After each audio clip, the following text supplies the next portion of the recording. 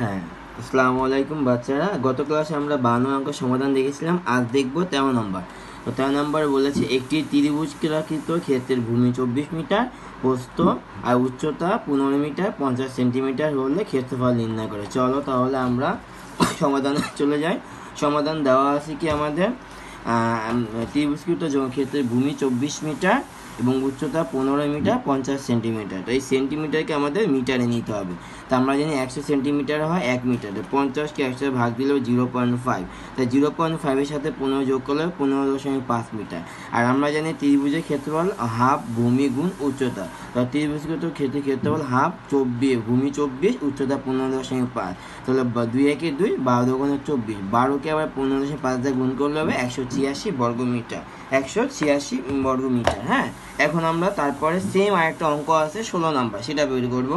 বলছে কি একটা ত্রিভুজাকৃত জমির ক্ষেত্রফল 264 বর্গ মিটার, ভূমি 22 মিটার আর উচ্চতা নির্ণয় করতে হবে। তার এখানে ক্ষেত্রফল দেওয়া আছে, ভূমি দেওয়া আছে, আমাদের বের করতে হবে উচ্চতা। তাহলে চলো আমরা সমাধান দেখি। দেওয়া আছে ত্রিভুজাকৃতির জমির ক্ষেত্রফল 264 বর্গ মিটার আর ভূমি 22 মিটার। আমরা জানি ত্রিভুজের ক্ষেত্রফল হাফ ভূমি গুণ উচ্চতা। ক্ষেত্রফল 264 আর হাফ ভূমি 22 উচ্চতা। তা 2 একে 2 আর 22কে 11, 2 দিয়ে ভাগ দিলে 11, তো 11 গুণ উচ্চতা।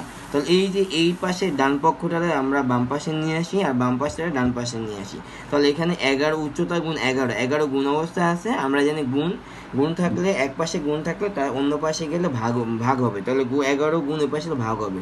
264কে আমরা 11 দ্বারা যদি ভাগ দিই তাহলে আমাদের ক্যালকুলেটারের মাধ্যমে বের করতে পারবো 24 আসবে। তাহলে নির্ণয় উচ্চতা 24 মিটার।